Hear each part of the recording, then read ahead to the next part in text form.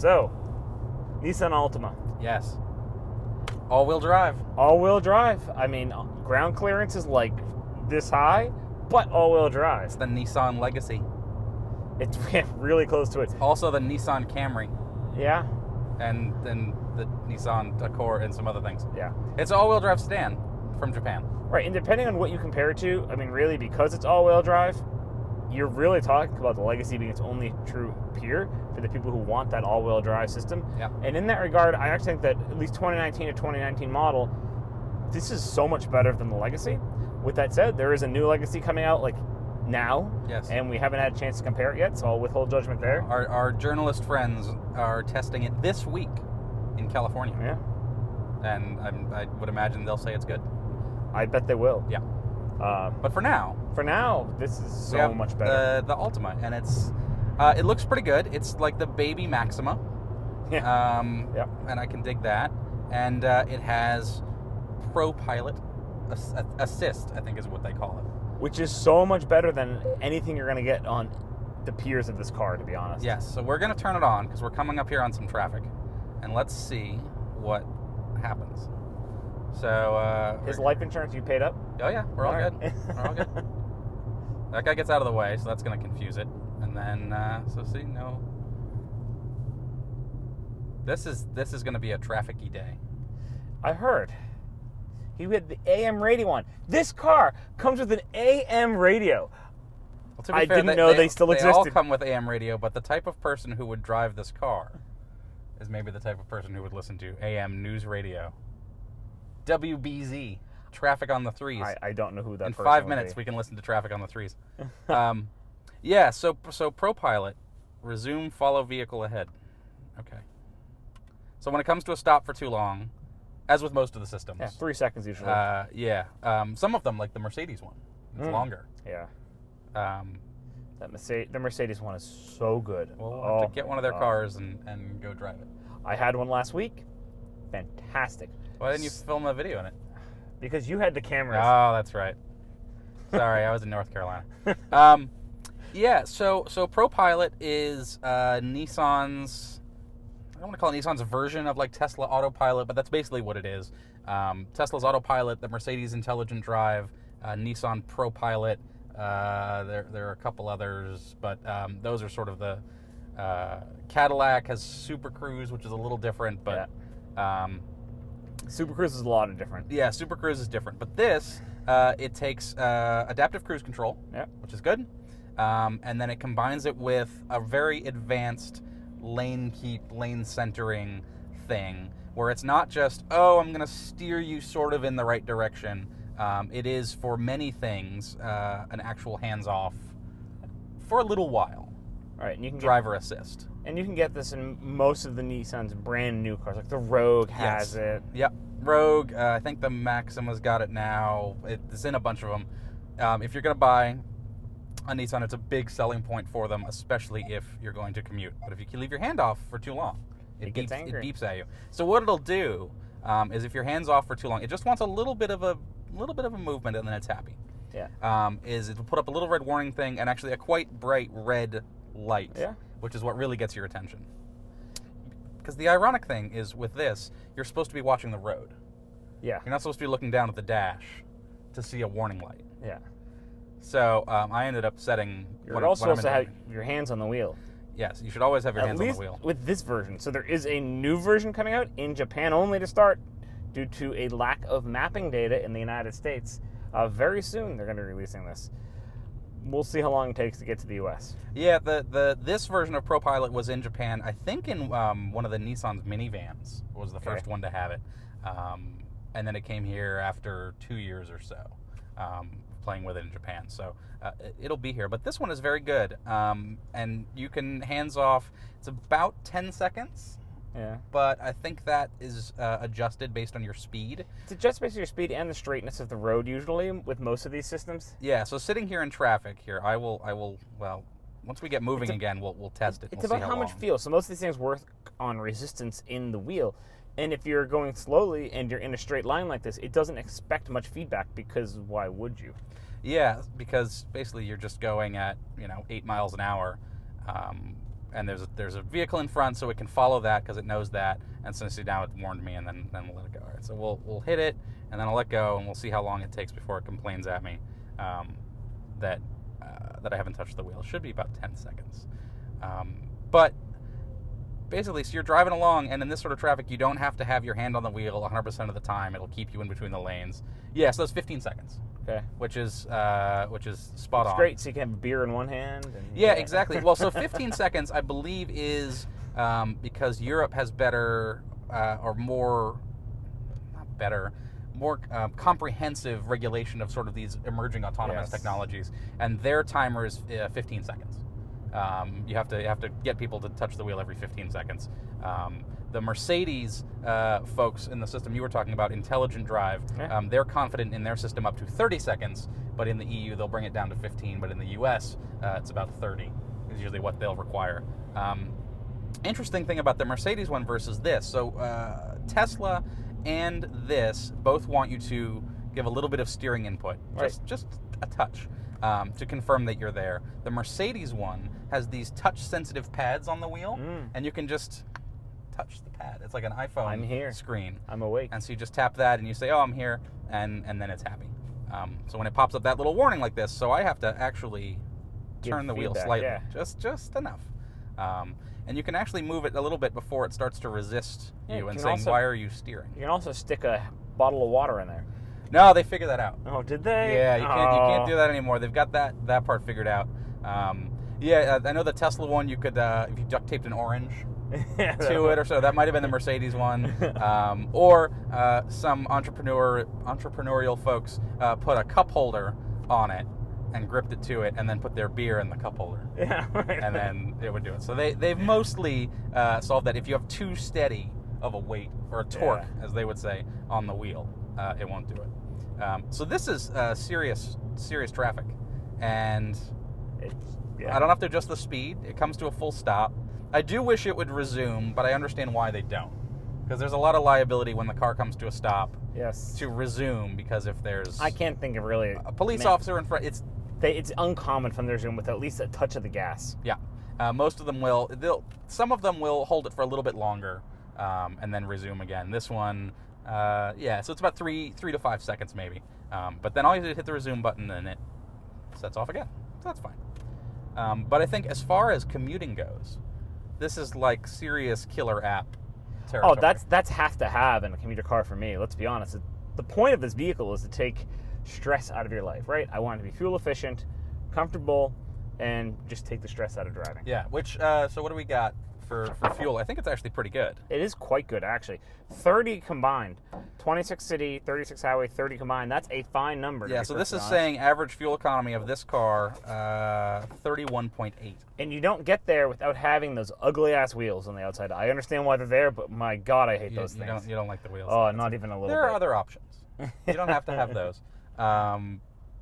It's the low-resistance wheel, though. You want to cover them up so air doesn't get through. Yeah, it's fine. So let's actually jump through the window sticker here a little bit, because there are a lot of acronyms. You want? I love the acronyms. Okay, and some of them are actually pretty common industry terms, but let's go nuts. Latch, lower anchors and tethers for children. We don't need that acronym. You don't want that acronym? No, I don't care about that. Okay, that's required. DOHC engine. Okay, the dual overhead cam. Yes. CVT transmission. That's not great, but it's fine. I don't care. Continuous variable transmission. Yes. It has AEB. Automatic emergency braking. ICFW. Intelligent forward collision warning. Oh, okay. So it warns you that you're going to hit something intelligently. Yeah. RAB. Something braking. Rear automatic braking. Oh, so if you're going to back up into something. Yeah. Okay, that's good. I like that. Yeah. BSW. Blind spot warning. Yes. RCTA. Rear cross traffic alert. LDW. Lane departure warning. ILI. Intelligent light something? Lane intervention. So not only will it warn you when you are lane departuring. Yes. It will intervene. Yes. Intelligently when you. It'll ping pong you back in. Yeah. Okay. HBA. Something brake assist? High beam assist. High beam assist. Oh, yeah. Automatic high beams. IDA. I don't know. I no idea. Intelligent driver alertness. Don't fall asleep. Oh, yeah, so it'll tell you if you're ping-ponging and... Yeah. VDC. Vehicle dynamic control? Yes. Stability control. Yeah, Yes. stability control. It's mandated by law. Yes. TCS. Traction control system. Yes. Also mandated by law. Yes. TPMS. Tire pressure monitoring system. Also mandated by law. I know a lot of these. It's a little scary. Yeah. VSS. Vehicle stability system? Security system. Oh, sure. Okay. Yeah. ICC. Intelligent cruise control. We're doing Things all right. here are intelligent. It thinks. Yeah. USB. Universal service bus. And I should say that I have not actually read the window sticker to know what all these are, so I'm just getting them off the top of my head, which I think is pretty OTA updating for the ADA. Over-the-air updates for the a advanced dad. drive assist display. What? It has OTA over-the-air updates for the advanced drive assist display. this? That's that. Infotainment. Yeah. It can update itself. Yeah, but it's Okay. an acronym now. Okay. TSR. Oh, no idea. Traffic sign recognition. Oh, yes, it does do that. It has the speed limit up there at the top middle of the image, which I really like. That is a good feature because until you don't realize how useful a feature that is until you have it. We have it. It's fantastic. You have it in the Volvo. It's I have it in my fantastic. Volvo. It's Intelligent. Oh, I already gave it away. Oh no! Well, I knew the IAH. Intelligent automatic something. Headlights. Headlights. What? Yep. So not only does it have high beam assist, but it has intelligent automatic headlights. Yeah. So you put it in auto, and then it will turn the headlights on and the high beams on if you need them. LED DTRL. Daytime running Light lights? emitting diode. Daytime running lights. Yes. Yeah. Okay. That might be the last of the acronyms. I'll have to find some more somewhere else. But yeah, I mean that's EPA. EPA. Can't forget EPA. So it's got all the things, and the ProPilot assist, which is good. Yeah. And this is the SL version, so this is the top tier. And I can't remember what the trim levels are, but I know SL is at the top. Yeah. And so this has basically got all the options. There's basically no option boxes checked on that, right? It's just the only options. here's the SL, and that's it. Mats and paint. Floor mats and paint. All right, it's red. What color red is it? Is there a good name for the red? Yeah, premium paint red. That's not a good name. Right there. Does it say right there? No, it no. Alpine Fox Red or something? No. Heavy Traffic Red. It's red. Alright. This does not give me a great name for the paint. Come on, I'm really Nissan. deeply sorry. Maybe it's on a different sticker if we got a real sticker, that's but fine. there's no. Whatever. Okay. Yeah, So it's premium red. paint. Premium paint. Yeah. So you get premium paint. I don't care about that. But you do have the ProPilot, which is the coolest part about it. This system in the infotainment is pretty good. Yeah. Sorta. You can touch That- and it shows you things. Yeah. It's not the fastest to respond. Yeah. You get Sirius XM fuel prices and stocks. That's important. So all in, what do we think we sticker at?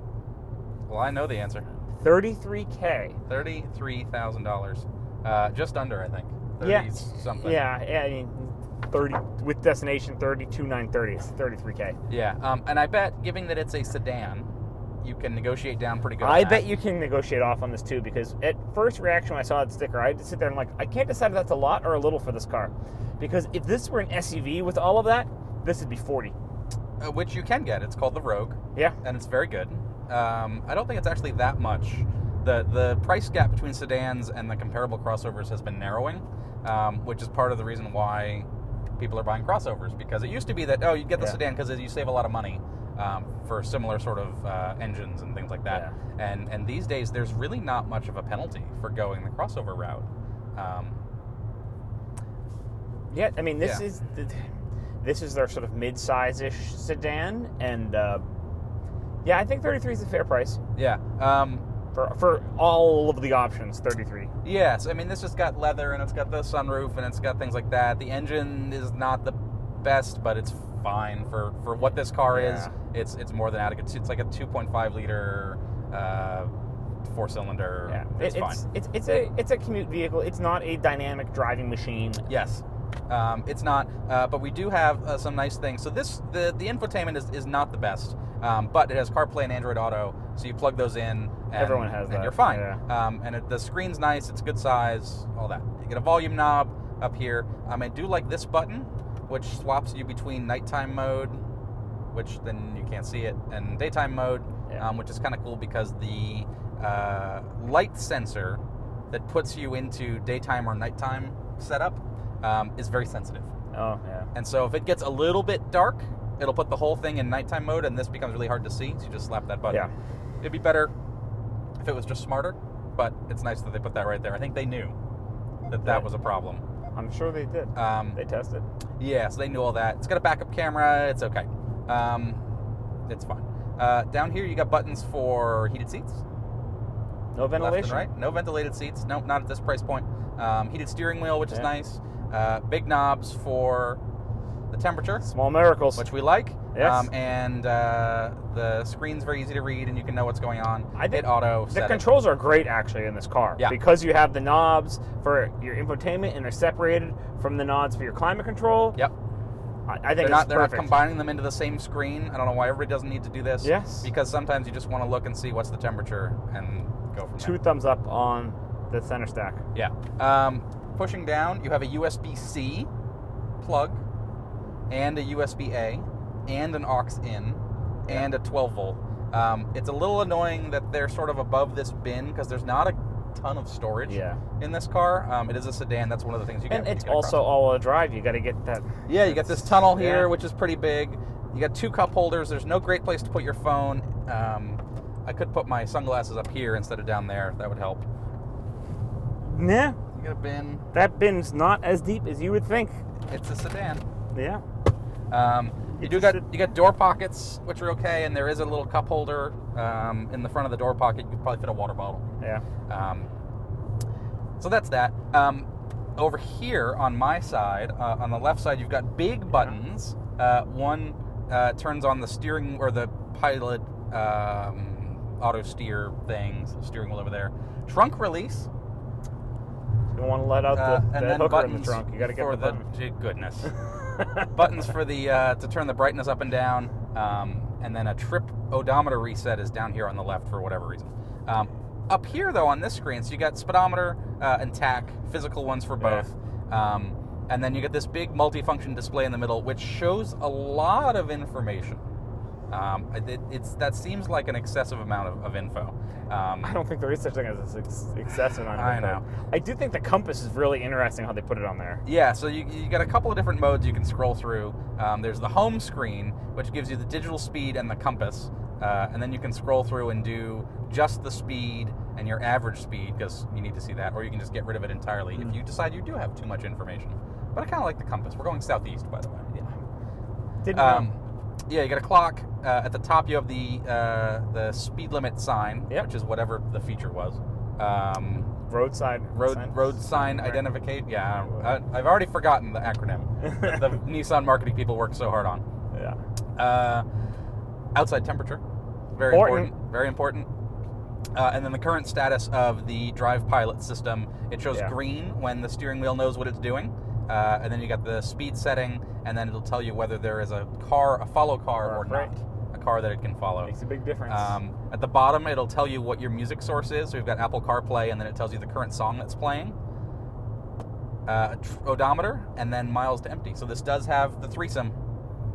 Outside temperature, digital speed, miles to empty. I think it's a great display. Yeah, it's a good display. And then you can scroll through, right? Yeah. So you got real-time fuel economy. I don't know why you need that. And then average fuel economy, which is kind of neat to have. You can make the speed limit sign big, and then it shows it twice. So you really have no excuse to know the speed limit is 55. A larger compass, and then it shows you what highway you're on, and okay. Yeah. A large thing that shows you what's playing, so you get the artist and the song and the thing if you want that. And then a dedicated screen for the ProPilot Assist, where it'll show you how close you are to the car in front of you, what the status is. So if you wanted that really big, so you can see what's going on. And then there's a settings menu that you can change all the settings.